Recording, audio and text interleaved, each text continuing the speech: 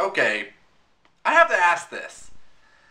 Isn't it kind of strange that Twilight doesn't matter anymore? It's been 3 years since the Twilight series has had any relevance. I remember vividly when it was the punchline for anything and everything. When it was a towering behemoth that looked to have no end on the pop culture landscape as legions of fangirls and boys squealed over Team Edward or Team Jacob. Now? When was the last time you ever heard anyone talk about Twilight? Twilight as a cultural phenomenon is dead and buried. We've moved on. Though some would say otherwise. But it's actually strange to think the Twilight Saga would never seem to end, then it did, and no one gave a damn. Which makes me reviewing these books all the more baffling.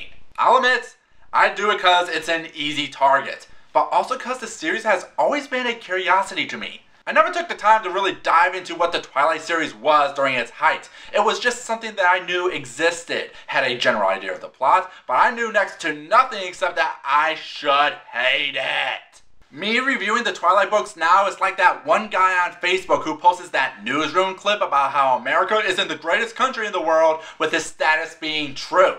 Without a doubt, a member of the worst generation ever. But you can't truly hate something you never read. But I actually had a blast with the first Twilight. It's stupid, but it's a fun stupid. It's a silly romance with sparkling vampires. Mostly harmless. Then I got to New Moon, which had its moments, but the series' flaws really started to show. Now we come to the third of the saga. Does it improve in being stupid fun? Or does it only get worse? Spoilers! It's the latter. Ladies and gentlemen, boys and girls, people of all ages, my name is David Popovich, aka the Bookworm, and welcome to Bookworm Reviews. Sit back and relax as we dive into Eclipse by Stephanie Meyer.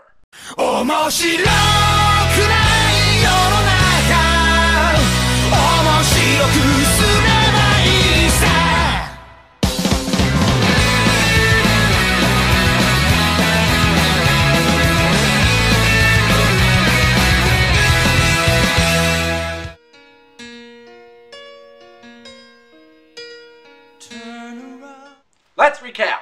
Bella moved to Forks, Washington to discover that her classmate, Edward Cullen, is a vampire. They fall in love, Edward's family is cool with it, except for the bitchy one, then a rush villain appears, is defeated, and everyone is happy. 6 months later, after a near-death vampire experience on her birthday, Edward decides that he and his family must leave her to protect her. Bella gets depressed, but spends more time with her friend Jacob Black, who's a werewolf. Then, stupid, Bella goes to Italy to stop Edward from killing himself. They meet a rush villains group called the Vittori. They demand Bella be turned into a vampire or else. Everyone goes home happy, except for Jacob, who actually loves Bella too, but she doesn't love him back. And Edward asks Bella to marry him.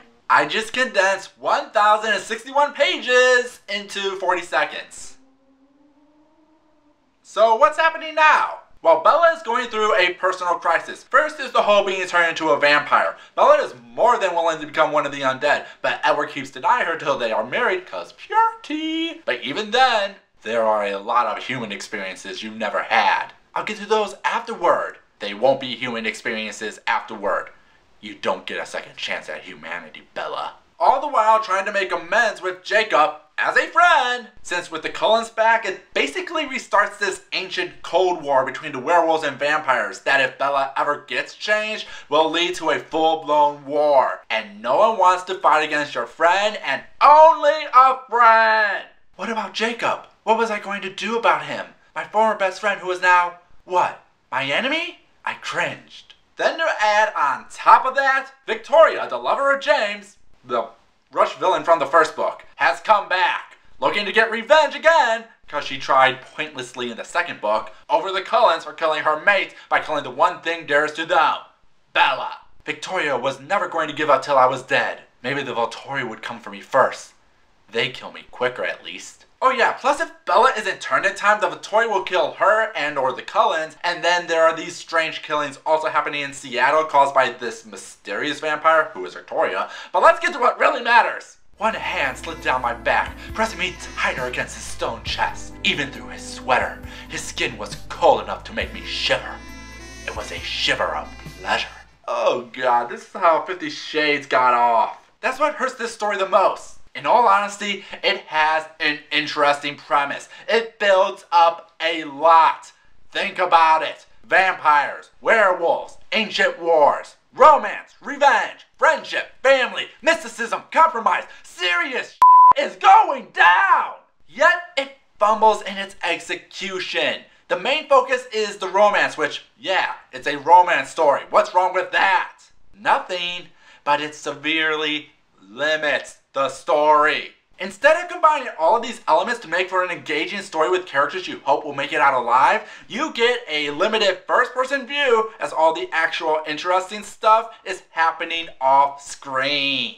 It's actually quite hilarious seeing how the story tries to bend itself backwards so that it can tell instead of show. The book needed to break out of having Bella as the narrator. It's not like it doesn't happen. There's a novella tie into the book, and the last chapter is from Jacob's point of view. You spend 3 chapters going through backstory that hardly has any impact, except to end the bitchy one's problem with Bella. Yay! The story has expanded past Bella being the center of everything. It's like if Game of Thrones was told from Sansa's POV. Instead, the story's focus becomes... Inuyasha! Kagome! Inuyasha! Kagome! Inuyasha! Kagome! Inuyasha! Kagome! Seriously, has no one made that connection before? It's always been a joke that nothing happens in the Twilight franchise, but you truly see that in full force here. It is staggering to see how little everything feels. There is no weight to any of the drama happening. Anything that I enjoy about the books is completely gone. The love triangle is forced out again, even though Bella was clear what her choice was in the last book, as Jacob keeps trying to show Bella why she should choose him. What is a valid reason for someone to love someone else, since I'm apparently doing it wrong? I think the best place to start would be to look within your own species. That usually works. Well, that just sucks, I snapped. I guess I'm stuck with Mike Newton after all. I'm human, he muttered. Jacob. Just stop, man. Please? You were the one thing I enjoyed from New Moon because you were a decent guy. Now I can barely stand you. Just because you were nice to Bella when she was down doesn't equal to her having to fall in love with you. Granted, I'm surprised Bella couldn't tell you were forming feelings for her when you had to tell her to her face. Bella, I love you, and I want you to pick me instead of him. But couldn't you tell she only cared about you as a friend? I love you, but I'm not in love with you. He nodded, unruffled. But you do want me around. Hey, people who say the friends don't exist! I found your proof, and it's in Twilight! You're barking up the wrong tree, man. Time to move on. She doesn't want to see 2 hunky men fight over her. What high school girl would even want that? Oh, and Edward? Could you please stop trying to control Bella? I get you care about her since she's being hunted by a psychotic vampire with a newborn army. But there's a line between caring and having your family kidnap Alice so she wouldn't see Jacob. Alice, don't you think this is just a little bit controlling? Just a little bit psychotic, maybe? Not really, she sniffed. You don't seem to grasp how dangerous a young werewolf can be. And you don't seem to know that Jacob has never been a threat as a werewolf. Though this is the entry that introduces that freaking imprinting BS, which literally boils down to finding your destined true love. Ugh. But because the book likes to make things mysterious, it's not easy to explain. It doesn't matter anyway. Oh, and it also introduces the what the f things it does. Quill? Imprinted with a 2-year-old? I was finally able to ask. It happens, Jacob shrugs. There are whole communities who actually think it's cute. But she's just a baby, I protested. He'll just have to be patient for a few decades. I don't know what to say. Just wait till the sequel. Isn't there a war happening soon? Oh, God, so much crap. This is one of the tedious books in the series I had to read. All the complaints are front and center in this book. There are whole scenes that will make you uncomfortable, like the victim blaming Bella is given for protecting herself from Jacob forcing himself on her. The schlocky romance has lost its charm. For a book that looked like it had a lot to set up, it wanders with pointless scene after pointless scene, only to resolve everything like snapping your fingers. I don't understand why you like it. What the fuck? The characters are ghastly people who ruin each other's lives. That's what I was. It isn't a love story. It's a hate story. Is the book becoming self-aware? I wonder if I was a monster. The kind that hurt people. The kind that had no limits when it came to what they wanted.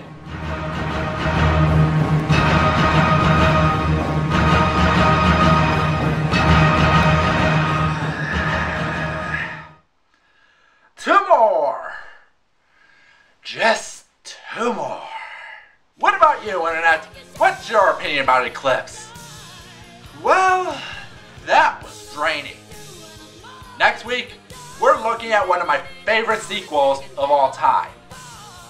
Till next time, have a nice day. Forever's gonna start tonight. Upon a time I was falling in love, but now I'm only falling apart. There's nothing I can do, a total eclipse of the heart. Kagome!